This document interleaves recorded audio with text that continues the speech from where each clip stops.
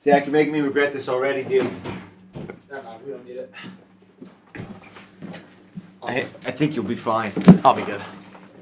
You're not eating in the middle of the podcast. That's for after. Jeez. All right. It's going to be awesome. It is going to be awesome. Yeah. We good? Yeah, we're good. All right. Hello, everyone, and welcome back to the Scots on the Run podcast, where we take a behind-the-scenes look at what's happening with Gordon College cross-country and track and field programs. In this episode, making his official podcast debut, even though he tried to make his unofficial debut last week, Zach Smith on the podcast. How's it going, man? I'm good. How are you, Ben? I'm doing well. Great to finally have you here. Coach Miela, how's it going? It's good, man. Yeah, we're doing well. It's been good. I can't get my mind off of this upcoming Saturday. I know we're gonna talk a little bit about this past weekend, but I'm excited. So yeah. So of course, for those that listened to last week's episode, it didn't make the final cut, but a bit of an inside joke that we had in the intro. I don't know. Should we play that back? You want to play it during this one? We can. Yeah, let's do it. Those are the moments that we live for. Can I grab it? Oh, sorry.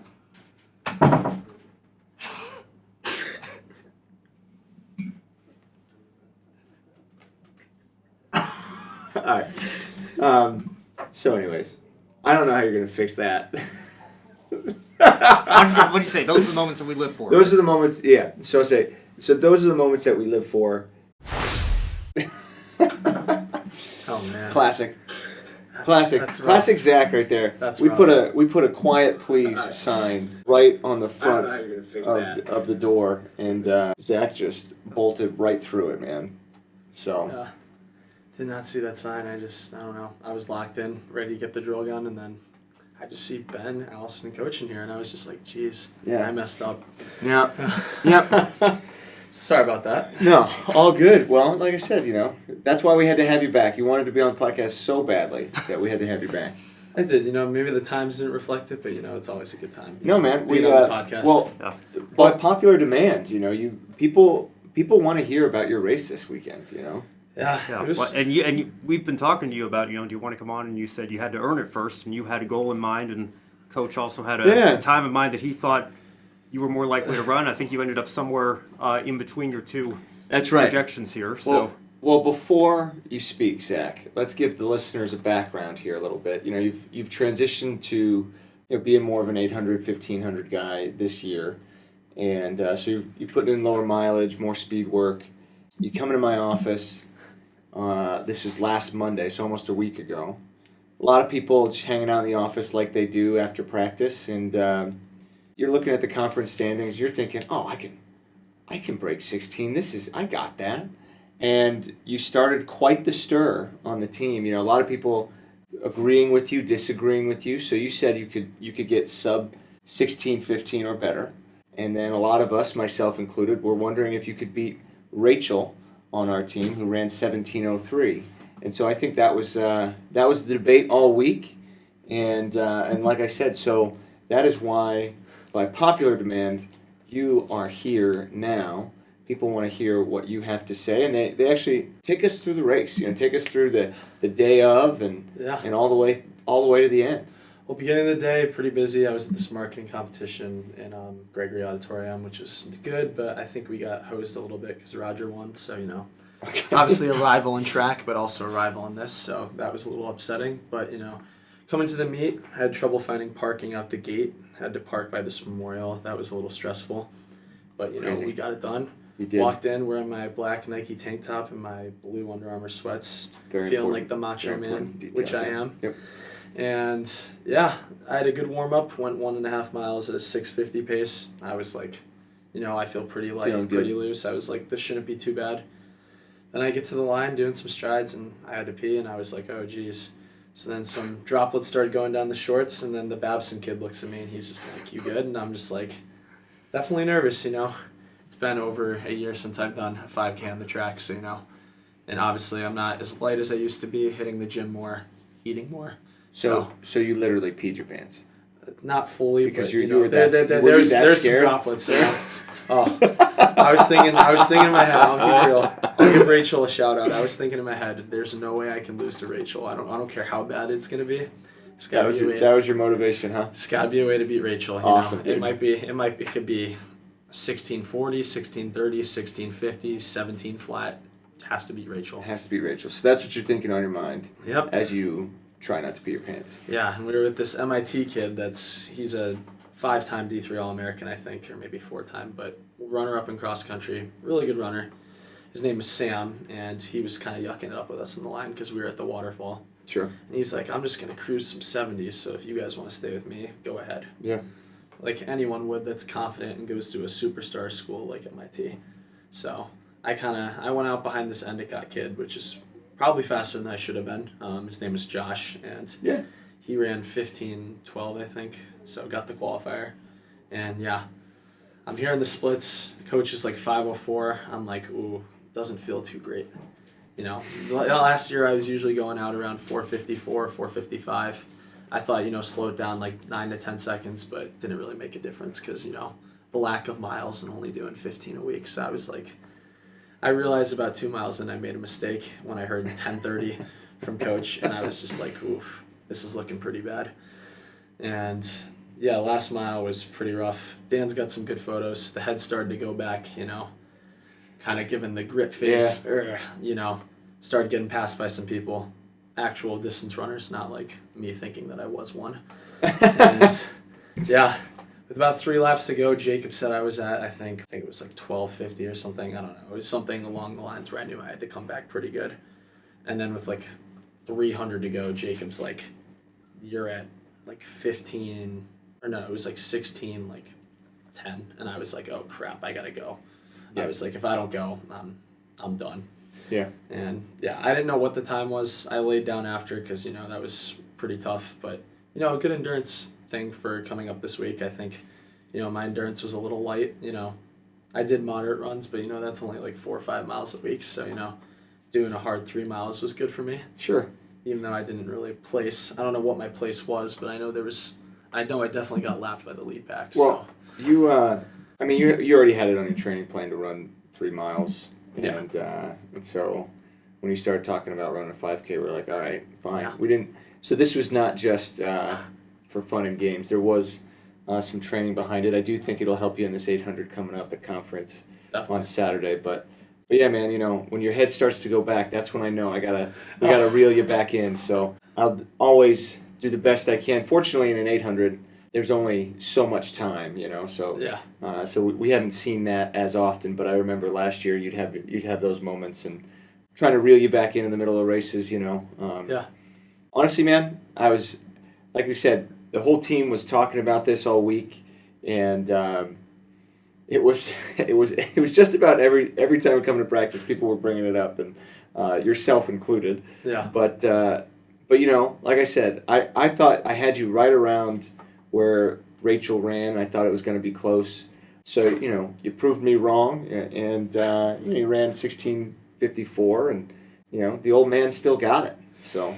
Yeah, somewhat. I mean, I think you really kept me in it when there was about 3 laps to go. You're like, we didn't come here to run a crap race. And I was like, he's right. Because I was starting to feel sorry for myself a little bit.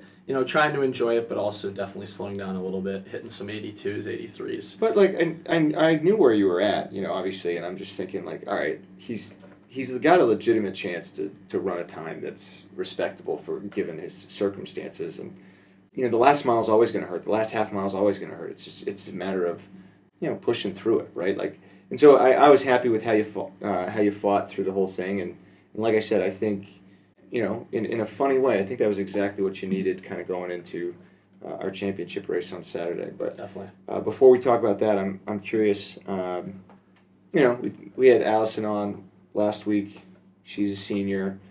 She's seen the program grow, and she's seen different seasons, and things like that. So I'm curious for you, when you look back on your time here, what's the first thing that comes to mind as something that's going to be really special that you're going to remember and cherish? Yeah, there's just so much growth that's happened in this program.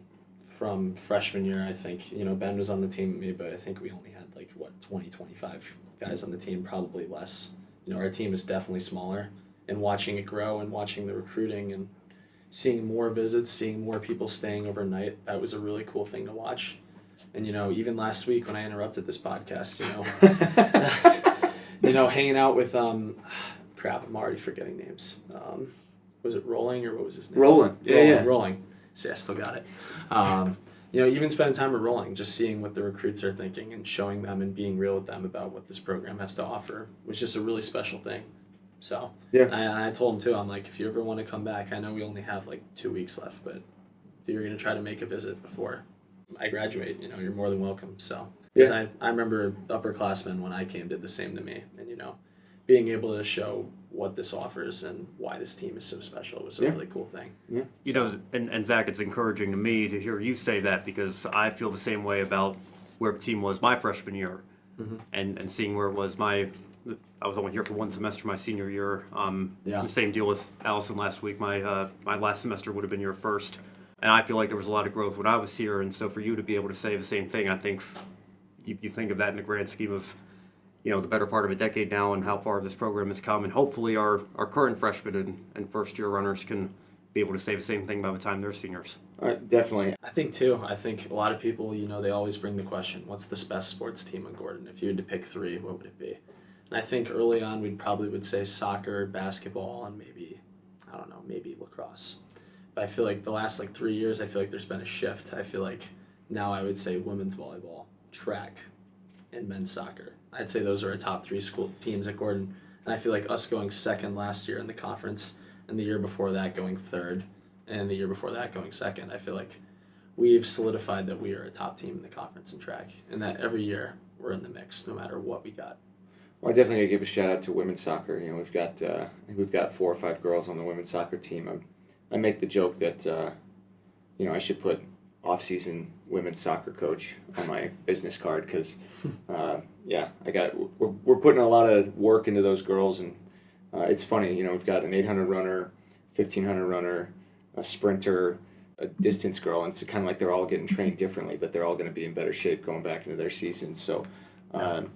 No, I think as a whole department, I feel like we are getting to the point where we don't want to just be some kind of pushover Christian school that's happy to have sports teams. I think we're bringing in athletes. Again, I'm speaking for our program, but I think there's a lot of other programs that are starting to bring in athletes that see excellence, that see competitive greatness as, really honoring the Lord. And in that pursuit of excellence, we bring glory to the name of Christ, and when we do that, obviously, we shouldn't be, we shouldn't be losing all the time either. And I think that's what's fun about being a part of the shift that's going on just in the entire department. Yeah. Well, Coach, obviously we had again weather-impacted meet at MIT last weekend. It wasn't too bad, but again, I told you on the bus ride back last week. I think I've got to start keeping track of the meets that haven't had rain at some point. Especially if you go back to cross. Yeah, for sure. But overall, I think a solid day. I know we held several athletes back to keep them fresh for the upcoming conference week. But what else stood out to you? I thought Emily Bankston's 400, she told me we weren't going to have her race, but she said she wanted another crack at it. And then she ended up running really well.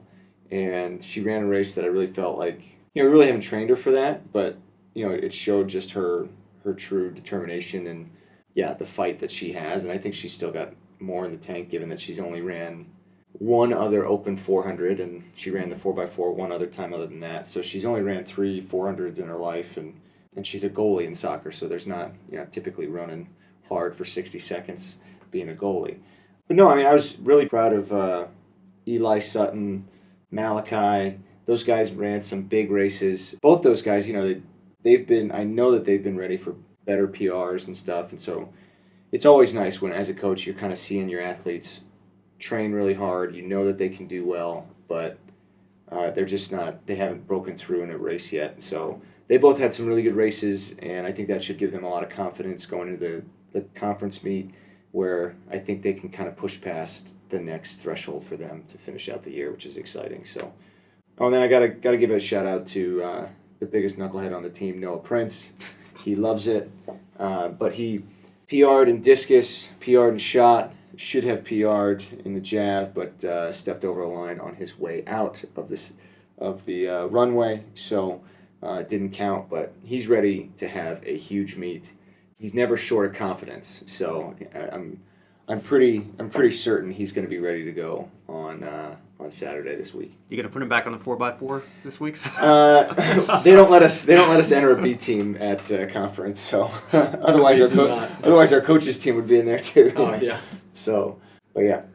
Yeah. So I think you might have touched on it last week, but we're taping this Tuesday. It'll go up noon tomorrow on Wednesday, and then so for everybody listening, I guess it's tomorrow.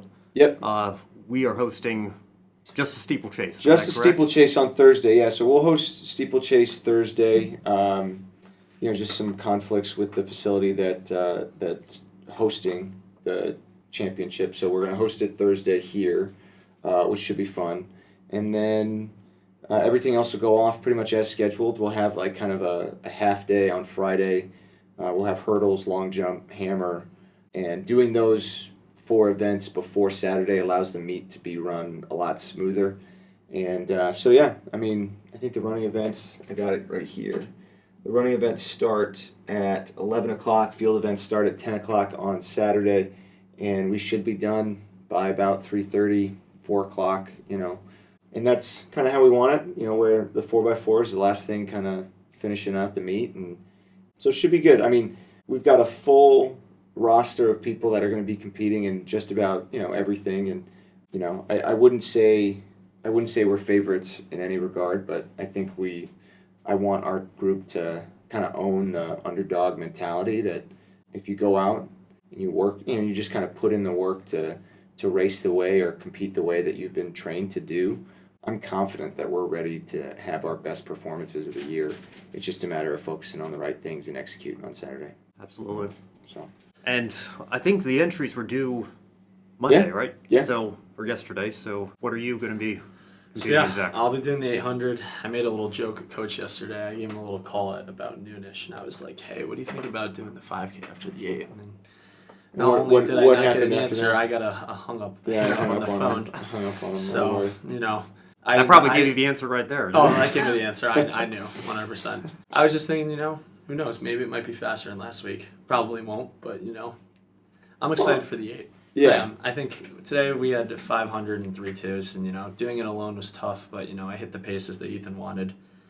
For some reason I still don't know why 57 doesn't feel easy in a workout, but going through in a 57, but it's all good, man. Well, we're excited about our 800 group this year and what we could do at New England's, and I think we've got a shot to put together a pretty solid 4x8 team, and I want Zach to be on it, and so we're hoping he can kind of shave off a few seconds here coming down the stretch, and then the plan is to enter that team at New England's when we get that shot. So I think we can definitely go top 3 as a team. I think it just really comes down to how we do the order, but I think anyone's capable on that team, and I'm excited for this week. I think 800 will be the big event. I think that will be the pay-per-view. If it was UFC, that would be the main event. It's going to be a dogfight for sure. 2 studs on Roger. We got 2 studs on Gordon. There's a good kid on Suffolk. There's a Nichols kid that just broke 2. And a Wentworth kid that broke 2. And then there's Joseph Schultz, who just ran 2:01. So he's doing the 8 too? Yeah. Wow. Oh. So it'll be and I think he's ranked 12th, so it'll be a fight for sure. Yeah. We got a group. Yeah. Well, and so right now the entries are in. I have access to the performance list for the conference, but the final scratches are due at 6 p.m. tonight. So a lot of coaches obviously anticipate making their final scratches. So we should get a heat sheet and all that tomorrow, and then after that, it's just kind of all you can do is just picture running that race and visualizing that race. Yeah. And I kind of like. I think I'll definitely be in the second heat, and I think I kind of like the being in the second heat because we could throw down people. We could throw down a low 2 or something like that, and then the hot heat will be like, sure. Yeah. The hot heat will be like, all right, well, we can't just dog for the win. That's we got to run somewhat fast. That's right. Not that a 2 is anything crazy, but Yeah. I'd be ecstatic with that. I think you would as well. But I would. I think the other thing I love about this team is just every week I feel like there's a new hype up. There's something new every week. Like first it was Keenan and Peter in the 800, then it's me and Coach in the 4. Then it's the 5K last week. Yeah. There's always something exciting that everyone's talking about, and there's always that energy. Yeah. Noah, I think, even though Noah's kind of the clown of the team, Noah always brings that energy. Like I'm walking That's into true. lane. I'm walking into lane on Thursday before the meet, and Noah's like, "Get ready," and he starts clapping in lane, talking up a storm, and everyone turns in lane, and everyone's like, "What's going on?" Nice. That's the energy I love, man. That's Yep. why I love this team. Yep. It's always something. All right. Well, we will look forward to recapping conference next week here. Yeah. I think Getting there's ready for New a England, lot to yeah. look forward to, and then right into New England's, and then That's pretty much you're it. going to be graduating. Yep. That's the whole That's year. it. And It's then that's crazy. a whole year. It's his career. Yeah. It's crazy how fast it's come, man. Yeah. All right. Well, thank you all for listening. Stay tuned for next week's episode, and we'll see you then. Have a good one.